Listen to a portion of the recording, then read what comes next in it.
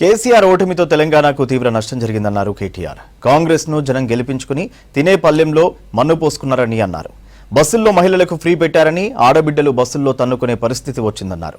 కేసీఆర్ ను మళ్లీ సీఎంను చేసుకోవడం ప్రజలకు చారిత్రక అవసరమన్నారు కేటీఆర్. అదేండ్లు మీరు టీఆర్ఎస్ ను చూసిండ్రు, మాకు ఒక్క అవకాశం ఏంది తెలంగాణ వచ్చినాక ఒక్క తాప కూడా ఛాన్స్ ఇయ్యరా అంటే కొంతమంది అట్లా కూడా ఆలోచించారు. 2 సార్లు వీళ్ళకి ఇచ్చినాం కదా, ఒకసారి వాళ్ళకి ఇస్తాంతి ఏం పోయింది అనుకొని ఛాన్స్ తీసుకున్నారు. మరి అలా ఛాన్స్ తీసుకుంటే ఏమైంది? మన మీద ఒక్కొని బొందలు పడ్డట్టు అయింది, మంచిగా తినే పల్లెంలో మనం పోసుకున్నట్టు అయింది. ఎందుకంటే మీరు ఆలోచన చేయండి, నిజంగానే మంచి పనులు చేస్తే అధికారం ఎవ్వరికి శాశ్వతం కాదు.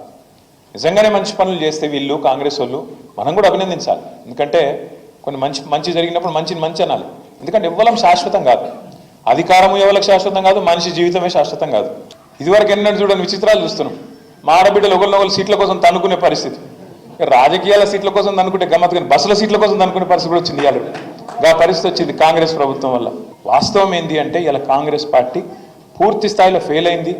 నెగిటివ్ పాలిటిక్స్తోని పేదవాడి మీద తన ప్రతాపం చూపెట్టి ఇచ్చిన మాట నిలబెట్టుకోక ఇప్పటికే కాంగ్రెస్ ఖతమైపోయే పరిస్థితి వచ్చింది.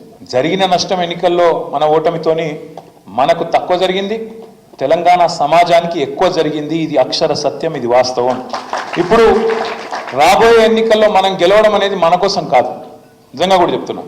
తెలంగాణ సమాజానికి మళ్ళీ తిరిగి కేసీఆర్ గారిని ముఖ్యమంత్రి చేసుకోవడం అనేది ఒక చారిత్రక అవసరం. మళ్ళొక్కసారి జరిగిన ఈ నష్టాన్ని పూడ్చుకునే బాధ్యత తప్పకుండా తెలంగాణ సమాజం మీద, మనందరి మీద కూడా ఉన్నది.